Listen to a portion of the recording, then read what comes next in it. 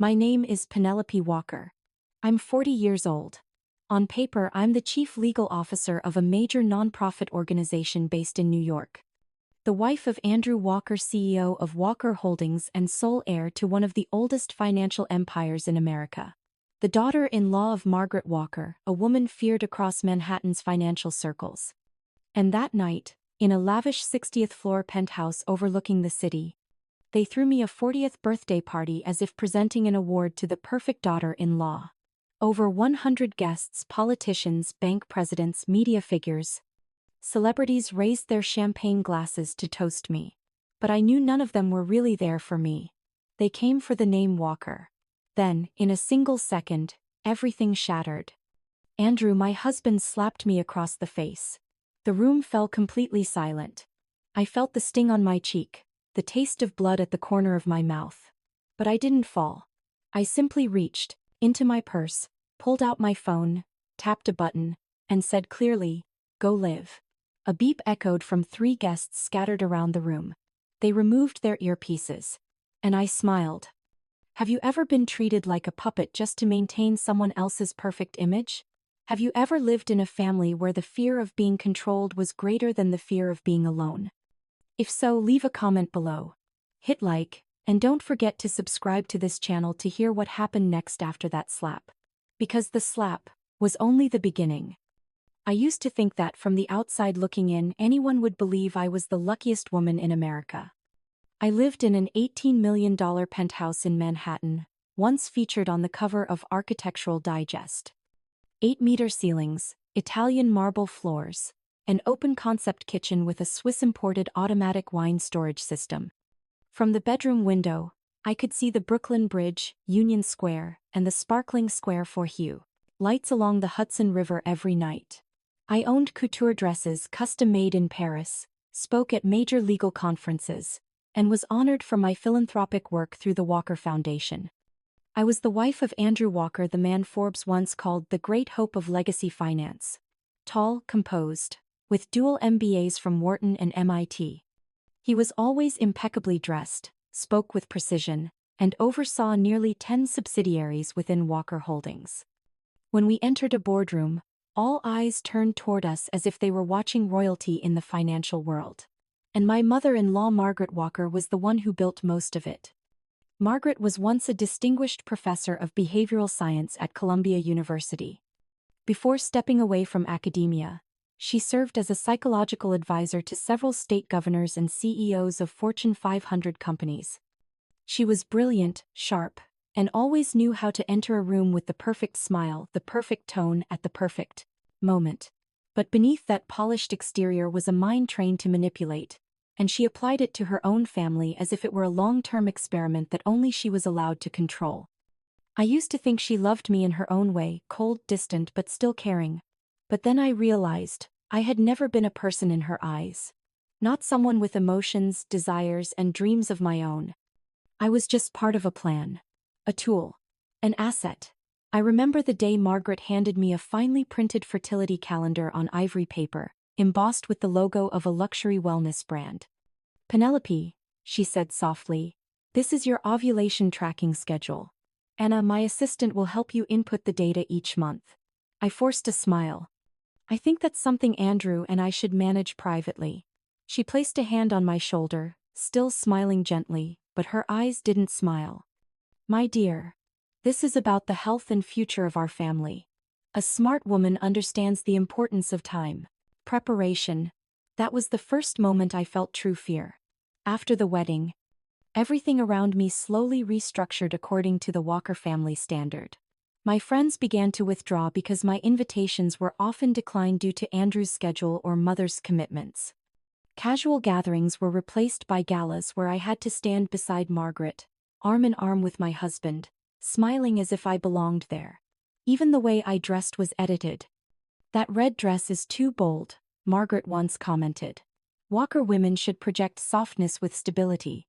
Try pearl or pale blue instead." Before long, my wardrobe was filled with pastel dresses, modest cuts, conservative necklines. That wasn't me. But over time I began to forget who me even was. Every morning, I woke up in a grand bed with lavender-scented linens, staring at the breathtaking cityscape and feeling empty, as if trapped inside a crystal prison. Andrew used to make me smile with just a glance. He once sat for hours in the library just to listen to me recap major court cases. Once bought me an old book simply because I had mentioned it 3 years ago during a date. But after he returned to work under his mother, he changed bit by bit. He became serious, cold, and lifeless. I noticed that every time Margaret whispered something in Andrew's ear during family gatherings, his eyes would change. After her advice, Andrew began speaking to me in a deep, even tone, so precise it was unsettling.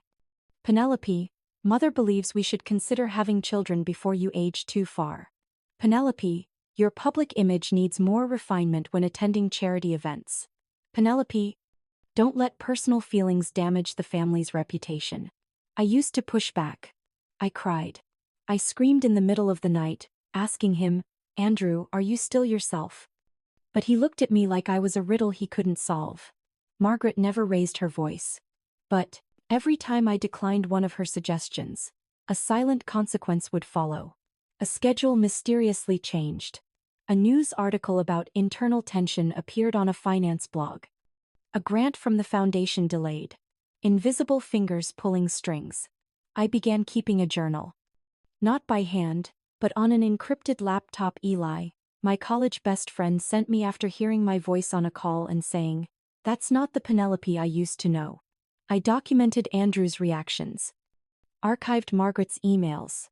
Took photos of strange family meetings where I was the only one who didn't understand why every word felt rehearsed to perfection. I knew something was wrong. Not just control. A system. A program. A plan built long ago, with me as a piece placed exactly where they wanted. I used to be a lawyer. I understood logic. I understood evidence. And I understood that to escape a perfectly designed network like this, I couldn't rely on emotion. I had to rebuild an entire case as if I were investigating a criminal organization.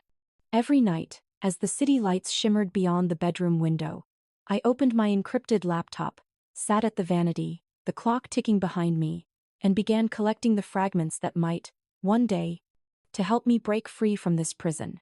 And I didn't know when, but I knew when that slap landed. I was ready. I started noticing a change in Andrew's eyes one February morning, as we were having breakfast by the large window overlooking Central Park. Winter sunlight angled in, gray skies reflected in the espresso he was stirring. His hand moved rhythmically, but his eyes were blank, as if he was staring through me without actually seeing. "You okay?" I asked, placing my hand on his. Andrew flinched slightly, then nodded quickly, like a reflex. "Yeah, I'm just thinking about the investor meeting this morning." I smiled softly, but my heart wasn't at ease. 3 minutes earlier he had taken a call from his mother. And after he hung up, that look appeared distant, cold, as if all color had been drained from him. It didn't happen just once. I started keeping notes, an old habit from my days teaching law. After every call between Andrew and Margaret, I noticed he tended to follow the same chain of reactions. Losing focus, repeating phrases, and always ending with a perfectly staged gesture like he was reading from a script.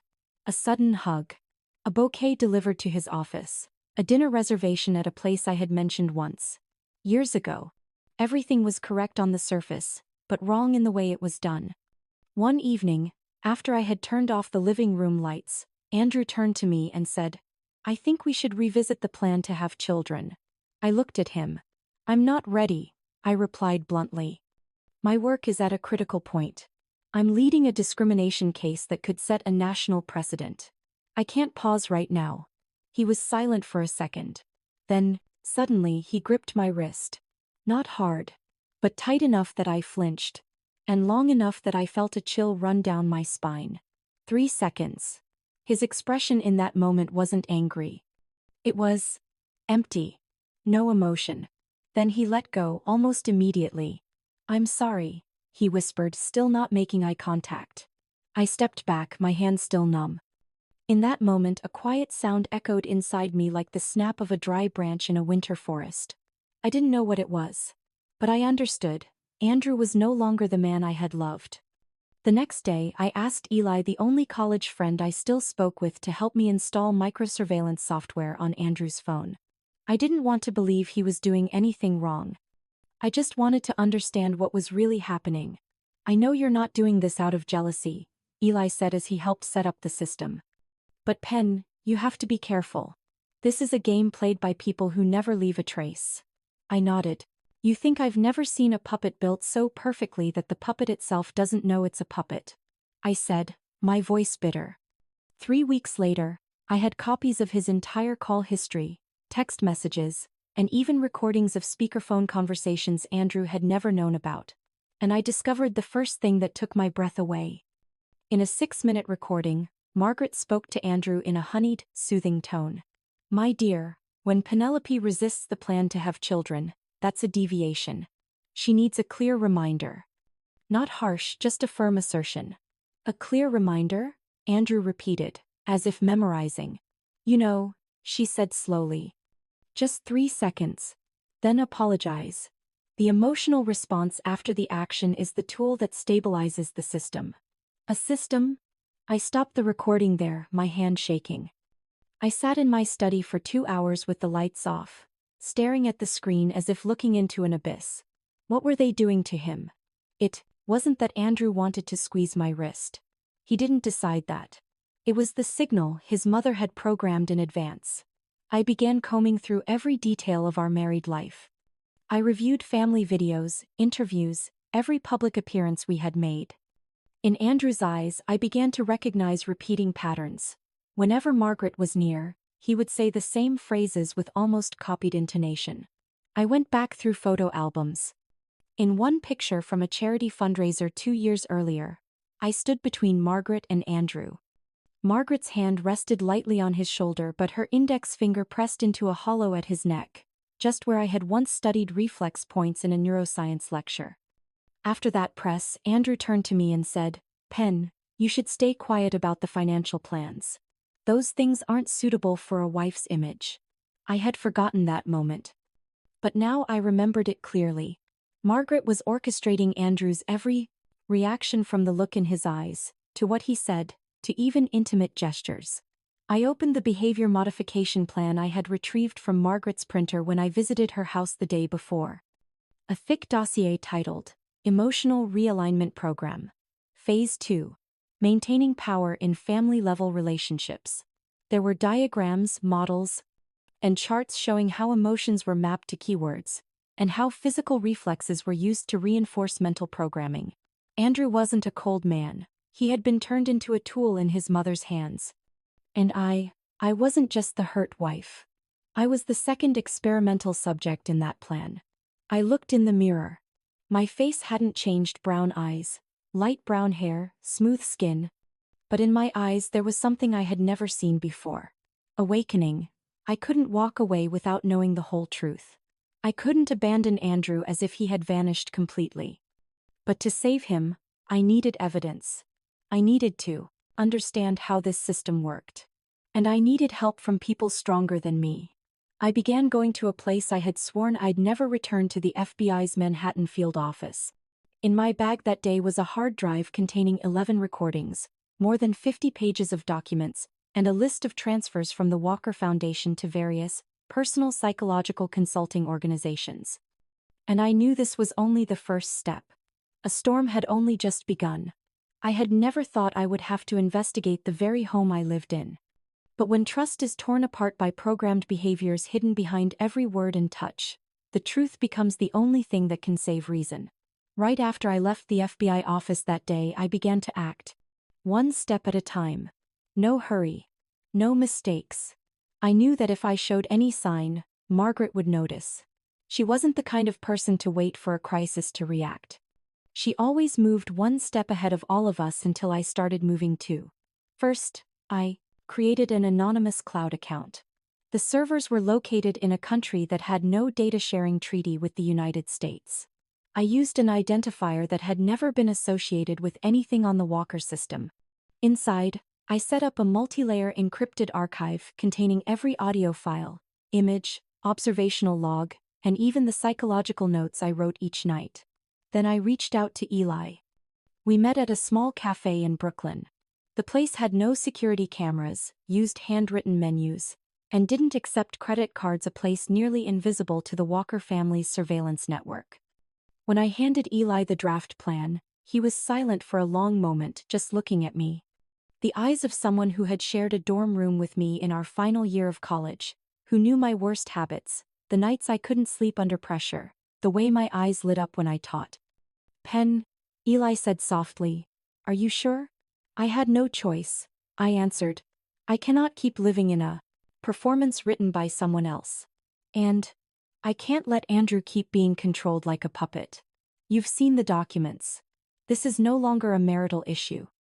This is systematic psychological abuse." Eli nodded. He pulled out a small box containing 3 mini pin-size cameras, with local Wi-Fi connectivity and automatic output encryption using technology he'd developed for an investigative journalism team in Central America. He also brought an AI device for facial expression recognition, integrated with audio and light sensors sophisticated enough to analyze whether a spoken line came from conscious intent or a programmed reflex. This device will record micro-expressions, the tiny movements of the eyes, eyebrows, the corners of the mouth, Eli explained. It can identify moments when Andrew shows an abnormal response. And when you combine that with historical call data, behavior, and tone, we can reconstruct a map of his emotional programming. I held the device in my hand, feeling both fear and relief. I didn't want to believe what I was about to prove, but I could no longer pretend. The next day, when Andrew left for work, I installed 2 cameras in the study and the living room, places where he usually took calls with Margaret over Zoom or made private phone calls. The 3rd camera I placed in the entry to the walk-in closet, pointed at the mirror he stood in front of every morning. I knew he had a habit of murmuring to himself what Margaret had called internal reinforcement, and I needed everything, even the unconscious whispers. With Eli's software support, I began recording voice, facial expressions, every tiny furrow of the brow, squint, and delayed reaction after a call from Margaret. The system flagged in red each time Andrew had a reaction that didn't match the conversation content, for example, nodding while being criticized, or going silent when receiving praise. I saved every video clip, every audio file, and wrote notes each night. I also logged my own feelings, not to accuse, but to understand. To know whether I still loved a human being, or was only pitying a programmed set of responses that had been abused since childhood. One night I reviewed more than 3 hours of footage of Margaret and Andrew sitting in the study, speaking in very low tones. I had to raise the volume nearly double and filter noise with the decoder Eli had custom installed. Margaret said, "When she starts to doubt, you must act immediately. A punitive action will remind her of her role." Andrew replied without hesitation, "Yes, 3 seconds, then apologize." I felt myself hold my breath. My throat tightened. It was the exact match of the response he had used on me, squeezing my hand for 3 seconds and then letting go. I had proof in my hands that Margaret was directly instructing Andrew to control me through physical behavior. Not violence in the traditional sense, but a form of soft power. Setting. A type of abuse that's hard to prosecute, yet deeply damaging. I reprinted the documents, saved them to an encrypted portable drive, and duplicated them on 2 overseas servers. All had automatic codes to send the files if I didn't log in within 72 hours. To conceal my activity, I still attended events, stood beside Andrew and Margaret as if nothing had happened. I smiled. I shook hands. I wore the dresses they chose, although I secretly hid a tiny tracker and a mini microphone in the lining devices Eli had installed. I was a puppet, but a puppet that knew exactly where the strings came from, and day by day, I began to cut them one by one. In my journal I wrote, Day 41. Andrew came home after a call with his mother. He sat at the table, offered me a piece of salmon, and said he'd missed me all day. But his eyes didn't smile. I asked, "Do you really miss me?" He nodded. But the AI system flagged a mismatched expression. I watched him throughout that meal, and I realized the man across from me no longer knew he was performing. He believed what he said, but I knew those words had long ago been planted in his mind. And I was becoming the only remaining witness who could expose the whole script. A script written with counterfeit love, absolute obedience and fear programmed to the core. I discovered the document titled Realignment Protocol one Wednesday afternoon, when Andrew was at a conference in Chicago and Margaret called to say she would be at the Hamptons Spa for the weekend. The penthouse is nearly 800 square meters, but I knew every tile and every lock. I had lived there long enough to know where every decorative object belonged, but there was one room I had never entered alone: Margaret's office. A room she only used when she stayed over, rarely opened. It also contained the only safe in the house for which I didn't have the code. But I knew that could change. Margaret often used Andrew's birthday as a backup password for everything. I bet she still kept that habit. I tried 082481. The safe clicked softly. The door popped open. Inside were thick bound files, financial documents, Walker Foundation reports, and one untitled gray folder tied with a black ribbon. When I opened it, the first page displayed 3 bold lines. Project Realignment, Confidential, Internal, Use Only. Beneath were 2 names: Margaret Walker, Behavioral Architect, Dr. Felix Grant, Clinical Implementer. I couldn't breathe for a few seconds. My hands shook as I flipped to the next page. The document detailed a behavior modification program developed for Subject A, Andrew, from when he was 10 years old. The stated rationale: emotional instability, family resistance, tendency toward independent development beyond control. A table listed the full set of punitive reflexes encoded in words and physical behaviors. I read lines such as keyword leave, reaction, activate slap reflex, execute within 2 seconds, followed by display of remorse. Keyword freedom, privacy, decision reaction, hand squeeze or brief physical pressure, accompanied by prolonged silence. Keyword mother is wrong or I disagree reaction, jaw twitch. Anxious behavior requires recalibration afterward. I read on to page 14, a progress tracking chart over the years, including psychological reinforcement sessions carried out at a private facility in Vermont under the cover of a summer academic program. Every summer, for 8 consecutive years, Andrew was sent there, a place I had never heard him mention.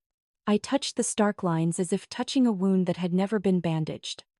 An attached photo made my blood run cold.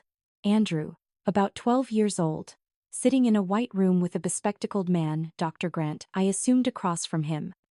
Andrew's face was utterly blank, eyes fixed on the camera. The boy didn't smile. He didn't show fear. He was empty. I turned to the last page. There was a handwritten note from Margaret. Subject A shows mild resistance when separated from emotionally attached objects. Need to sever outside attachments completely to ensure absolute dependency. Recommendation: control marriage by selecting a suitable wife. Prefer an intelligent, disciplined subject who is compliant under increased pressure.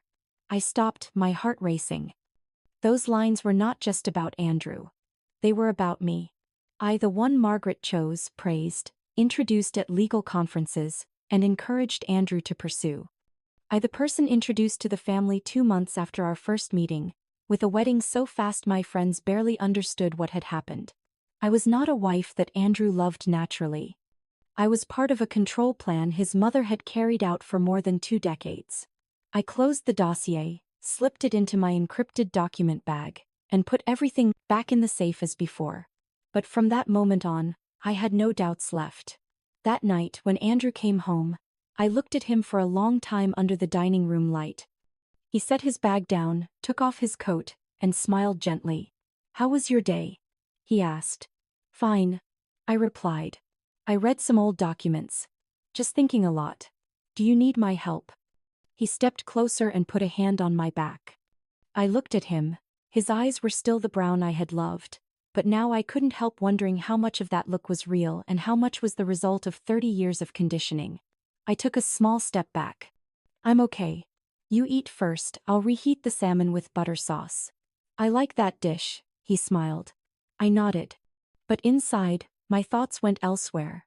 Did Andrew like it himself, or had Margaret programmed him to like it? I couldn't sleep that night. I lay in the dark, staring at the ceiling, listening to the wind tap the glass of the 60th floor windows. In my mind, the image of the boy in the photo kept replaying, the empty gaze and Margaret's cold handwriting echoed. Sever outside attachments completely. I had thought I was chosen by her because I was special. But no. I was chosen because I was easily programmable. The next morning I contacted Agent Claire, the FBI agent I had met 2 weeks earlier. "I have a document," I said over the phone, my voice steady. "It's not just evidence. It's the spine of a 30-year human control program." And I think she didn't only do this to Andrew. There was a pause on the other end of the line for a few seconds. "Do you want to file an official report?" Claire asked. "No," I answered. "Not yet. I want you to help me define the scope. I want to know, how many Andrews are out there?" I hung up, walked back to my desk, and opened my computer. I typed the title for the file I was creating, Dossier 001, Realignment Exposed. I knew I was stepping into a fight bigger than any lawsuit I had handled. But this time I wasn't representing a client. I was representing minds that had been stolen. And perhaps, starting with my husband. I sent the first set of documents to the FBI one early morning, when sunlight had just touched the western skyscrapers of Manhattan. The data package was compressed and triple encrypted, with a one-time password, a phrase Andrew had said to me the night he first proposed. "You are something I never dared to hope for." I didn't send it as Penelope Walker. I signed it as Athena. Under the files I wrote one short line.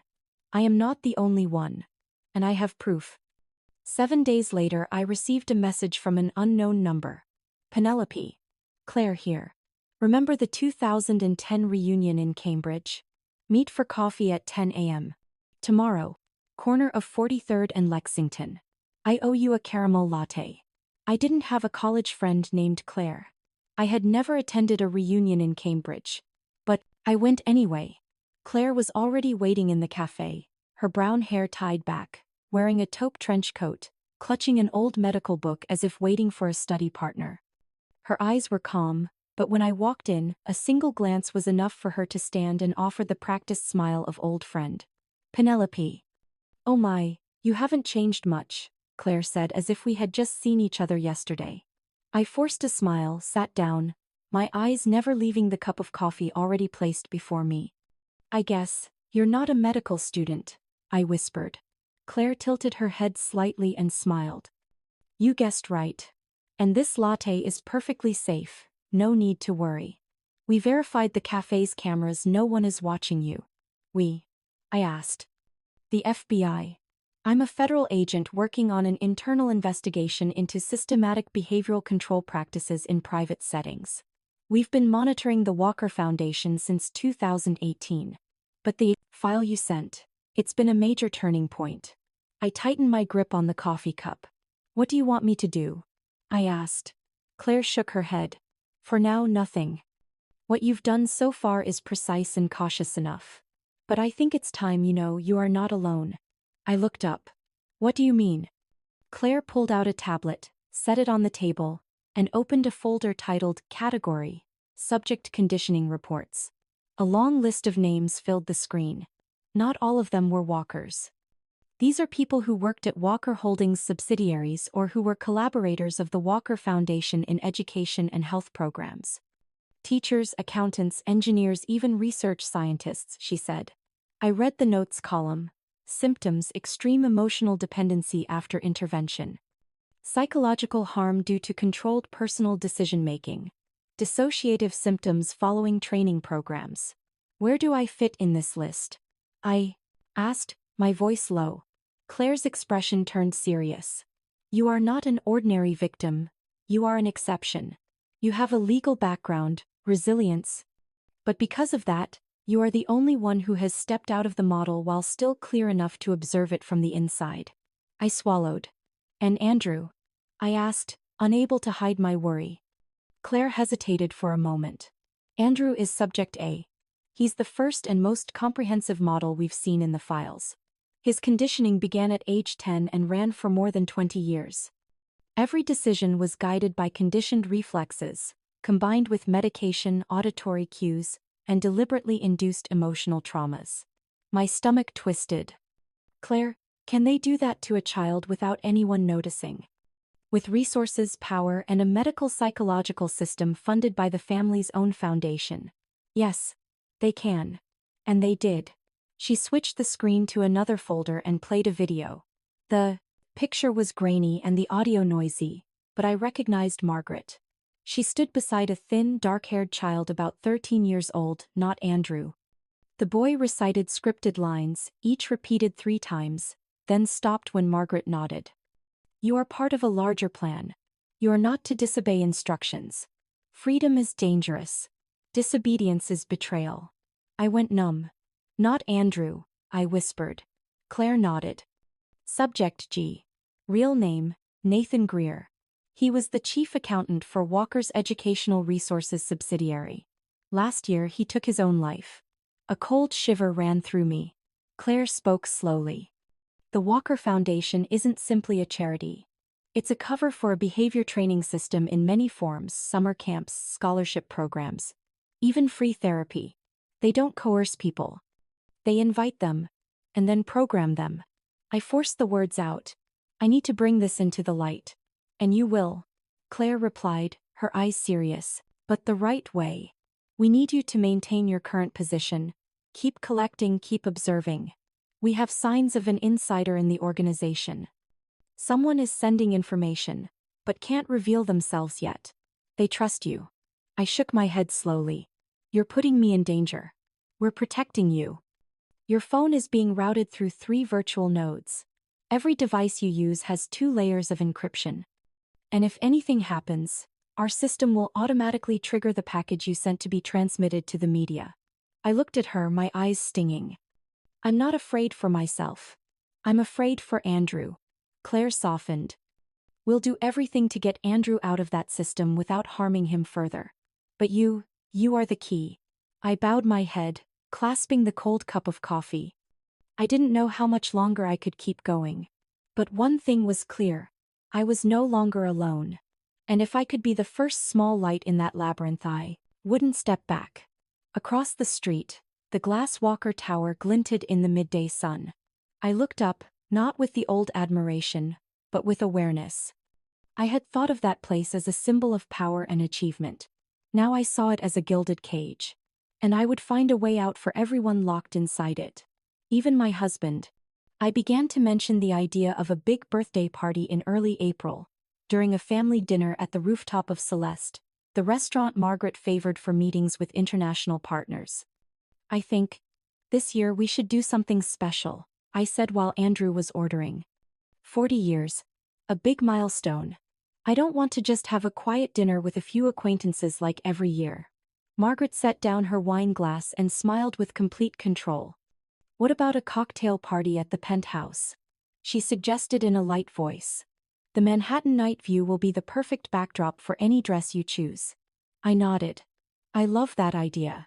And I think we should invite a few more people. For the spirit of turning 40 and no longer hiding. Andrew looked at me, a flicker of surprise. I had always let Margaret decide the guest list. But this time I took charge. I knew Margaret wouldn't refuse. A spectacular party directed by her would reinforce the Walker family's standing in the financial world. Margaret pursed her lips. Fine. Leave everything to me. Book the catering, the guest list, the flowers, live music. Just pick a dress color. I smiled. Thank you, Mother. I'll choose the dress carefully. From that day, Margaret threw herself into arranging everything like a stage director. She sent me 4 mood boards for lighting concepts, fresh flower design, the wine menu, and even the placement of the chandeliers on the glass ceiling. She wanted every detail perfect. I agreed to all of it.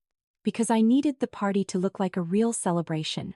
A lavish performance where every attendee would think they were witnessing a glamorous tribute. While they busied themselves choosing crystal glasses and Belgian vases, I had a different plan. I sent the signal to Claire. Date: April 19th. Location: Walker Penthouse. Critical window: from 7:30 p.m. to 9 p.m. High security. Devices must be installed at least 24 hours before the event. 3 hours later I received a reply. Confirmed. Tech team will support from the lower floor. Devices as chosen. Precise coordination required on your end. Eli was in as well. We met late on Tuesday night in the basement parking garage of a building near Times Square. He brought 3 lapel cameras, 2 button mics disguised as wine stoppers, 4 metal key fob audio recorders, and a small data transmission chip sticker to place on the edge of the vanity mirror. "Pen," Eli said, "still assembling devices, are you sure? One mistake, and even the FBI can't help in time." "I'm not doing this alone," I answered. "I have them. And I have me." We began installing the equipment the night before the party. I used the pretext of setting up and asked the cleaning staff not to enter certain rooms. I polished floors, changed table linens, rearranged picture frames while secretly slipping recorders into outlets, table legs, under chairs, and even the underside of the bar. A fake wall clock was placed in the center of the living room. Inside it was a super-wide camera connected to the FBI server via encrypted network. Andrew's dressing room mirror was fitted with a 2-layer reflective sticker chip capturing his reactions whenever he adjusted a tie or took a call from his mother. Everything happened in silence. In a house accustomed to a quiet that passed for normal, I took advantage of the complacency of people who thought they controlled everything. On the evening of April 19th, the sky was clear and crisp. I chose the red Dior dress Margaret had once said was too dramatic for the family image. I wore it for exactly that reason. Andrew looked at me as I stepped out of the dressing room. His eyes hesitated for half a second, then he said, "You look different." I smiled and fastened a button at my collar. "Different? Good different or bad different?" He hesitated. "Good. Very beautiful. But Mother will think I didn't wear it for Mother." I said softly and turned away before he could say more. At 7:30 p.m., guests began to arrive. Familiar faces from finance, the arts, and politics. I shook hands. I smiled. I toasted with each person. The recorder was triggered precisely at 7:27 p.m. when I opened the first bottle of white and placed the special stopper into the ice bucket. Claire arrived at 7:40 p.m., playing the role of my old college friend Marianne. She wore a navy satin dress, a hydrangea pinned at her shoulder, and a tiny earpiece with a fake signal card. "I'm a bit late because of the train," Claire said as she hugged me. "No worries. Thank you for coming. The party is gorgeous, Penelope. And it will get even better," I whispered in her ear. "Be ready." Margaret entered at that moment, hair in a high chignon, wearing a 3-strand pearl necklace and a black Chanel coat. She swept her eyes over the room, pleased as if she were viewing the crowning work of her reign. I went to her and embraced her lightly. "Thank you for putting all this together." She smiled. "A special occasion deserves perfection. And, remember, pick the right timing. There will be a small family announcement. James will speak as well." I looked at her. An announcement? Just some directional remarks about the future. Right time, right place. I nodded. Inside, I understood she was preparing another controlling move. Maybe about children. Maybe about my role in the Walker Foundation. Or maybe the official strike to remove me from the circle of control when she felt I was no longer sufficiently compliant. But she didn't know. I had planted the truest eyes all through this room. They did not blink. Every look, every whisper, every loaded touch had been fed into the system. I stood in the center of the room, in my flaming red dress, a glass of wine in my hand, looking around. The party had begun. And the play was about to reach its final act. The piano kept playing a classical piece as Margaret gently tapped a crystal glass, signaling the room to fall silent. "Before dessert," she began, "I have a few words about the woman we're celebrating tonight." I stood not far away, under the warm yellow lights, my hands loosely folded over my stomach. To those around me, I probably looked like I was waiting for a compliment from my mother-in-law. But only I knew my heart was beating tightly to a prearranged rhythm. Penelope is not only a devoted wife and an excellent lawyer. She has been a symbol of Time's wife, stability for the Walker family in recent years, Margaret continued, her eyes sweeping the faces in the room as if she were playing the lead role in a familiar opera. "She's the one who has kept this family moving forward." I smiled and nodded lightly as polite applause rose. No one noticed my hand had discreetly touched the recording key hidden in the leather clutch at my hip. The device had been live for 2 minutes. The off-site server was ready to receive the data stream.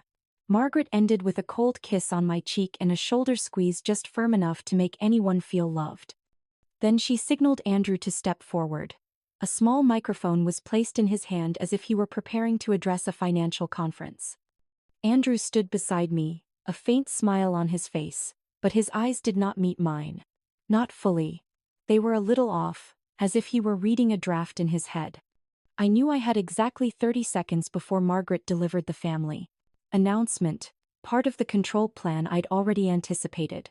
I turned to him, my voice low enough that the guests nearby would think it was a loving whisper. Andrew, I think after tonight, I will leave you. Everything stopped. In less than a second I saw his jaw twitch. His pupils constricted. His left wrist tightened against his trouser seam. And then, as if a switch had been flipped, Andrew turned and raised his hand. The sound of the slap landed hard like glass cracking. I did not flinch. The room fell into a silence that felt total. I staggered half a step, the taste of blood at the corner of my mouth, the scent of Andrew's cologne still lingering on the cheek he had struck. But I did not cry. I lifted my head, smoothed my dress, and laughed. A clear, ringing laugh, not a single note of pretense. The silence pressed even thicker against the glass walls of the rooftop. I looked at the camera hidden in the white orchid arrangement in the corner, the small, red light that only I could see. You have just witnessed a programmed response, I said, my voice steady. FBI, you may come in. Claire immediately stepped out of the frozen cluster near the wine table. She flashed her badge and spoke in a professional, firm tone. No one is to leave their positions. This is a federal investigation. Everything here is being recorded. Please cooperate. Her voice cut the heavy air like a blade. Andrew stood motionless. His eyes began to tremble. He stared at the hand that had struck me as if it did not belong to him. Pen, I don't understand what's happening, he stammered. Margaret stepped forward, trying to hold her smile. What is this? Penelope, what are you doing? I turned to her and took the microphone from Andrew's hand. You know exactly what I'm doing. And I know exactly what I'm saying, I replied, facing the woman who had directed everything in the shadows for years. I raised the pad of work, microphone high. Hello everyone.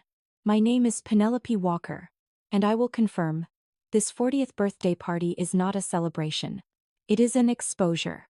I turned to Andrew.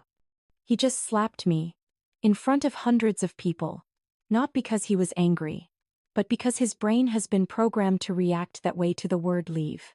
All eyes swung to him. Claire signaled the technical team to move in. 2 men who had been posing as servers stepped forward and removed their earpieces, revealing the signal transmitters hidden beneath their jackets. Margaret took a step back. This is slander, she shouted. I will sue you for defamation. You will need a good lawyer, I replied. I am holding the entire realignment protocol dossier, the documents that record how you and Dr. Felix Grant trained Andrew from age 10. They include the list of emotional reflexes you linked to specific keywords. I turned to the guests, politicians, investors, professors, and foundation executives. People who had sat at our table countless times, unaware of what they were witnessing. I know many of you still won't believe it. But what you just saw is not random. It is the result of more than 20 years of behavior control. And I recorded everything. Andrew fell to his knees, hands over his head. Pen, is this real? He asked. I did not answer. I only looked at him. In his eyes I glimpsed the man who had once whispered his love so softly I had to lean close to hear. Claire approached Margaret, her tone icy. Margaret Walker, under federal investigation orders, you are being detained on suspicion of organized psychological abuse, financial fraud, and human rights violations through behavior training programs. Please come with us. Margaret stood motionless. The same look, hard, calculating. But I saw something crack in that expression. You don't believe things can fall apart because you think you've programmed everything.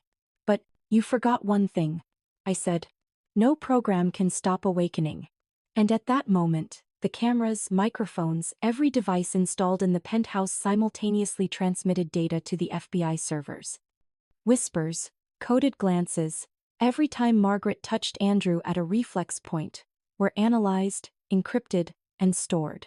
Within minutes, the power she had held began to melt away. Not because someone wrested it from her, but because her own hand had just shattered the last mask. And I, trained to bow, stood upright, my cheeks still marked in red, but my heart utterly free. Margaret was handcuffed, but she refused to follow the two agents escorting her toward the secure elevator. She yanked away, her eyes flashing with fury, and I heard her voice break into a scream instead of the usual honeyed admonitions. "You don't understand," she shouted, her eyes sweeping the room for allies. "I did it all to protect this family. For its safety. For the boy is 39 years old." I cut in, my voice steady and cold as steel. "And from age 10 until now, you never let him live a normal childhood, Margaret." "Not once." "No," she roared, hair falling from her bun, tears starting to gather. "Don't you see how obedient he is? He is the stability every empire needs. My son will never stray. He will never betray." "I didn't betray," Andrew said, his voice small but ringing through the hushed banquet hall. "You betrayed him," Margaret faltered. I looked at Andrew. He stood there, shoulders trembling slightly, hands still shaking uncontrollably. But in his eyes that had been blank for so many years, there was now something more real than I had ever seen. "You don't love me," he said, stepping back. "You controlled me. You steered my whole life as if I weren't a person but a project." Margaret shook her head repeatedly, but she had no rebuttal. The devices were still recording. The guests were still watching. "Andrew," I said softly, stepping toward him slowly, my hand outstretched. "You don't have to say anything more if you don't want to." He looked at me, and when our eyes met, his tears spilled uncontrollably. I had never seen that man cry. Not once. But now he was like a child awakening from a 29-year trance. "Penelope," he whispered, a sob caught in his throat. "Who am I?" I stood before him, gently touching his wet cheek, not to forgive, but because I understood that the person collapsing before me was not the husband I had once known. He was the real human being buried under a lifetime of inhuman conditioning. "You're someone who has the right to choose himself again," I said, and he broke down like a child into my shoulder. Behind us, agents continued reading search warrants, sealing documents, servers, and the Walker Foundation's accounts. One of them handed me a newly printed file. "We've verified nearly 20 manipulated grant contracts, more than $60 million laundered through shell nonprofit organizations, and a list of over 30 people who were subjects of the realignment project," he said. I took the file and flipped to the first page.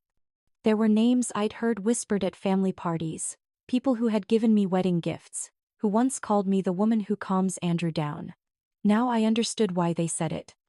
I turned to Claire, who was coordinating the scene. "How many of them are still alive?" I asked. She was silent for a few seconds. 18. "Some are in states of psychiatric disorder, a few have temporary memory loss, and some no longer have cognitive function comparable to an ordinary person." "And Dr. Grant?" I asked. "Where is he?" "He's under surveillance at his home. We have a search warrant and a subpoena ready.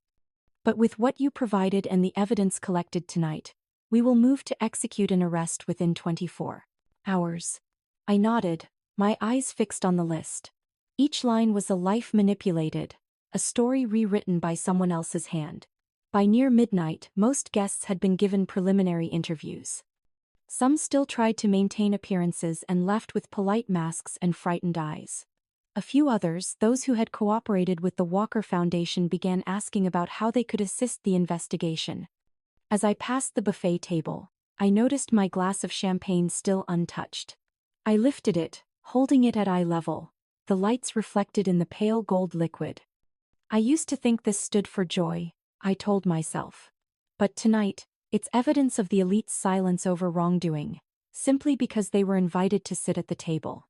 Andrew sat a few steps away, being tended by a medical technician, his blood pressure being taken and neurological responses checked. When he saw me watching, he forced a smile. I did not return it with a smile. But I nodded. Not out of forgiveness, but because I understood. He had not chosen this. Claire came over and handed me a thin file. "We want you to be the lead witness in the federal proceedings," she said. "The materials you provided are the foundation of the entire case." I took it, feeling in my hands a portion of truth that could no longer be hidden. A part of history would be rewritten not by journalists or spokespeople, but by those who had survived inside that darkness. Claire looked at me for a long moment. "Penelope, if you want to step back, we will protect you. You have done enough," she said. I shook my head. "I haven't begun," I said, eyes drifting to a corner of the room where a painting Margaret had commissioned still hung a serene Vermont lakeside sunset. The place she had once said was Andrew's happiest childhood summer. Now I knew, that is where the experiment began. And I will not let another summer like that happen to anyone again. 6 months after that, birthday night, when the final set of handcuffs clicked shut around Margaret's wrists in the federal courthouse, I stood behind the spectator benches, my hands folded across my chest, silent like someone who had waited years for that verdict, not out of gloating, but to close a dark chapter of life. She was sentenced to 30 years in prison on charges related to systematic psychological abuse, money laundering through charitable organizations, high-level financial manipulation, and human rights violations. No one asked for leniency for her. Even the defense attorney, at the last minute, bowed his head as if he too were part of the game she had lost. Andrew was not present for the sentencing.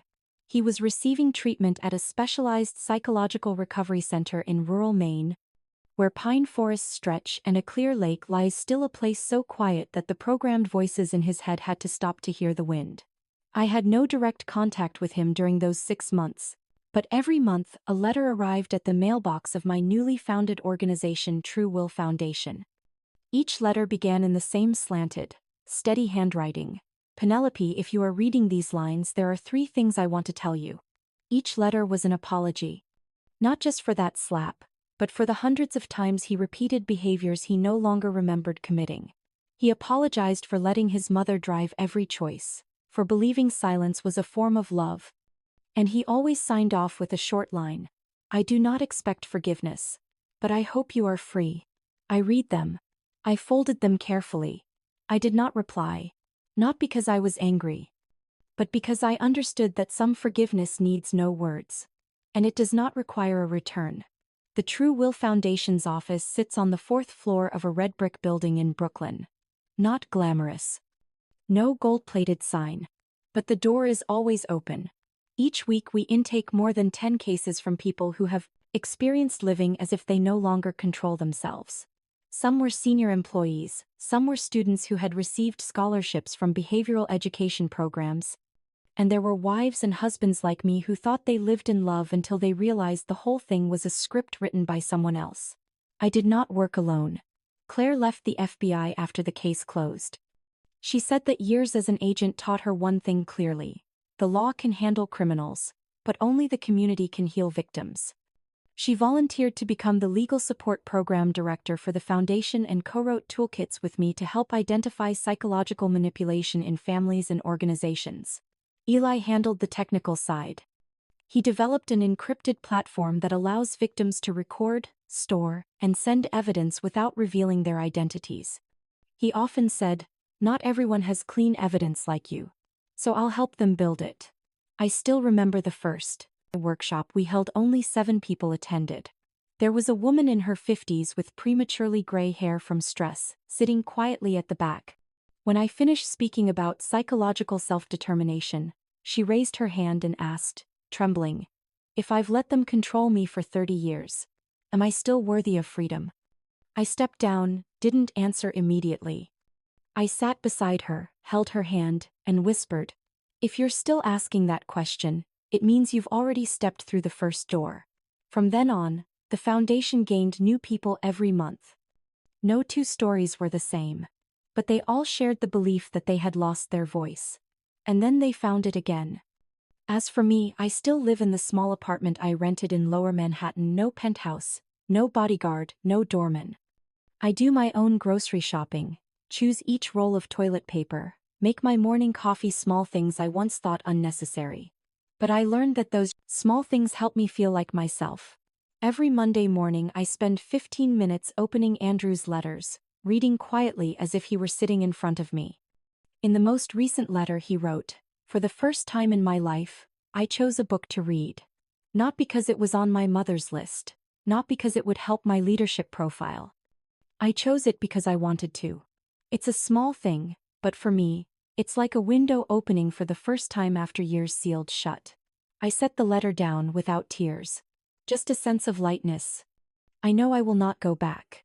I will not resurrect the old life, nor reconnect with Andrew, not because he is beyond trust, but because I need to move forward. Forgiveness is not a chain that binds two people who once loved each other. Forgiveness is letting go at the right moment so the other person can learn to stand. One late autumn evening I stood on the office balcony looking down at the street as the city lights turned on. Cold. Wind blew, carrying the scent of fallen leaves and smoke from a food cart on the corner. Claire came out with 2 mugs of hot cocoa. "I just got an email from the Vermont state government," she said, handing me a mug. "They want you to consult on a new law about psychological autonomy in education. They want to use your program as a model." I smiled softly. "Vermont?" "Yeah. The place where Margaret used to send Andrew to those emotional improvement summer camps year after year." I tightened my grip around the cocoa, looking out at the rows of blinking yellow lights. Maybe things should start again from where they went wrong. And I knew that not every wound needs time to heal. Some wounds need a single right choice. Don't turn back. Don't retaliate. Don't repeat. Just keep moving forward with awareness, and with real will. I remember that morning very clearly, a clear April morning, golden sunlight scattering across the glass roof of the conference hall in Boston. I walked into the TEDx backstage with a strange calm. Not fake composure, but the deep calm of someone who had walked through fear, hit the bottom of pain, and had nothing left to hide. I wore a simple black dress, no rhinestones, no exposed shoulders, nothing flashy. Partly because I wanted the audience to listen to the story, not look at me. Partly because I had learned to step out of the spotlight and let the truth stand under it. When the host introduced me, polite applause rose measured, neither too warm nor indifferent. I walked onto the stage holding the microphone, my eyes fixed on the front row. There was a young woman with a faint scar on her wrist, a middle-aged man bowing his head after the earlier talks, and in the left corner, Claire. I took a deep breath, then began. "Hello everyone, I'm Penelope. I used to think love was the greatest thing people could sacrifice for one another. Until I realized the thing I called love had been programmed in advance." No one laughed. No one moved. I told them about Andrew, the man who used to hold me to his chest every morning. And also the man who once squeezed my wrist when I said the word freedom. I told them about Margaret, the accomplished woman famous in philanthropic circles, who signed off on the realignment project that rewired her own son's personality. I told them about that birthday night, how I stood among candles and flowers to receive a programmed slap, and how that slap opened everything up. I spoke slowly. No flourish, no sensationalizing. I wanted listeners to understand clearly. Psychological manipulation doesn't always come with shouting. It can come from a look, a compliment, or even an embrace that seems kind. The scariest thing isn't that you're being controlled.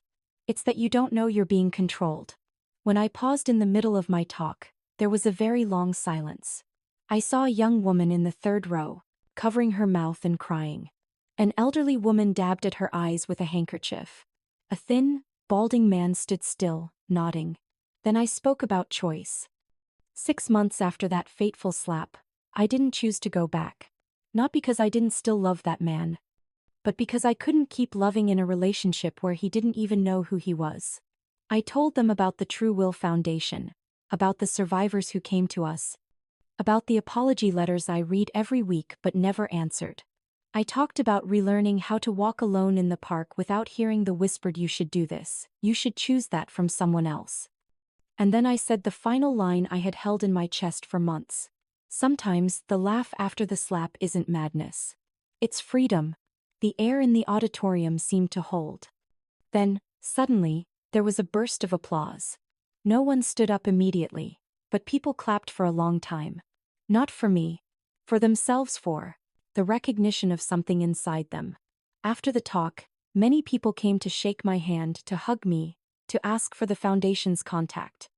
But what moved me most was a small group of women, mostly over 40, standing together, saying little, exchanging looks of deep understanding, then pulling scraps of paper with phone numbers from their wallets. One of them said, "I didn't think I would ever tell anyone.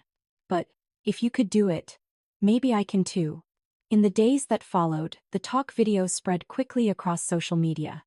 But the surprising thing wasn't the view count, it was the letters from universities.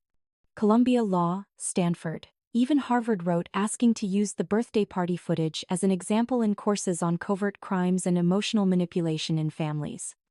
A professor at Northwestern emailed, "In hundreds of lectures on personal rights, I have never seen students remain silent and listen for 18 minutes like that." Short clips stitched from the rooftop footage showing Andrew raising his hand, his face shifting as if a switch flipped, and the slap ringing out in a luxurious room while laughter went on became official teaching materials. Psychologists called it a conditioned compulsion response rooted in childhood training. But for me, it was just a painful film of the past. I don't watch it again. I don't keep it on my devices. I won't let it define me. I let others use it to teach, to warn, to help. And I live on. One summer morning, while I was making coffee in the office kitchen, a young woman walked in. She wore a gray hoodie, her face thin, her eyes deep. "My name is Naomi," she whispered. "I was also taught how to love properly as a child. Like in your video." I didn't press. I pulled a chair out, invited her to sit, and set a warm glass of water in front of her. "You don't have to tell me everything right now," I said. "We have a whole day. And a whole life." Naomi cried. But it wasn't a cry of despair. It was the first drop of water when an inner door finally opens. And I know, every woman who dares to stand up is another light in a room we used to think would stay dark forever. If you've followed this far, you may have seen something of yourself or someone you once loved in my story. Maybe a woman quietly standing in a corner of a party, holding back tears when hurt by a family member. Maybe a man who witnessed control in his household and didn't know what to do. Or maybe, a child raised under conditions they couldn't understand, taught only to obey. I'm not telling this story to be pitied. I tell it because I believe, when truth is spoken, it heals not just one person, but a whole community. Have you ever met someone like Andrew? Have you ever felt suffocated by an expectation called love? Or do you simply want to understand more about the hidden corners behind families that seem perfect? Share your thoughts in the comments. Your story could be the light for someone still stumbling in the dark. And if this story touched you, don't forget to follow the channel to continue this journey with me, where each story is not only a truth revealed but an invitation for you to enter the world of people learning to step out of pain and find themselves again. Because sometimes, a single right sentence at the right time can change a life.